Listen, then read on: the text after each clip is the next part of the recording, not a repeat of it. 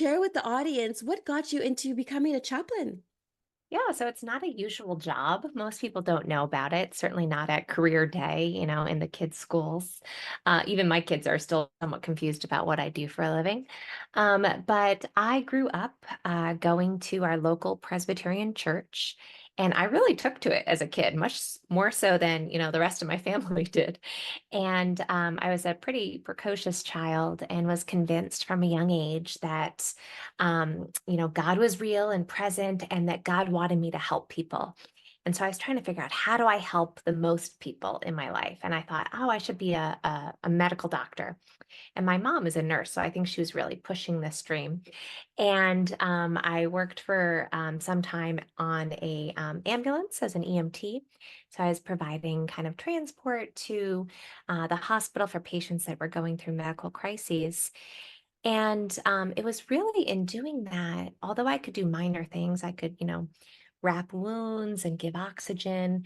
It was really being in the back of the ambulance, holding people's hands while they were suffering, while they were saying, I don't know why this is happening, or just crying with no words, that I felt like that was a healing presence for them. And I felt really compelled to do that type of work. And then around the same time, I was having medical crises of my own.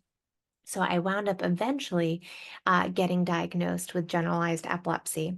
But it took a lot of time to get to that diagnosis. And I was in and out of hospitals and saw so many doctors and lost a little bit of faith in the discipline of medicine, which is very funny now that I work in a hospital. And it was around that same time that we had an associate pastor at our church who was pretty new, who just took me out for dinner and talked to me about what it was like to go through this from an emotional and spiritual perspective.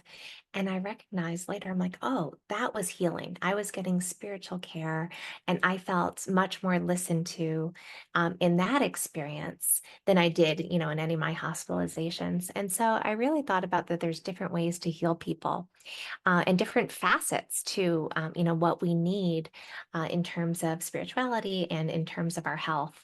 And so that's what led me to do that for other people in the hospital that are going through some really intense experiences, be it a new diagnosis, be it saying goodbye to a loved one. And if I can make their time there just 1% better by being a listening presence and hopefully bringing them some comfort. That's what I really love to do as my role.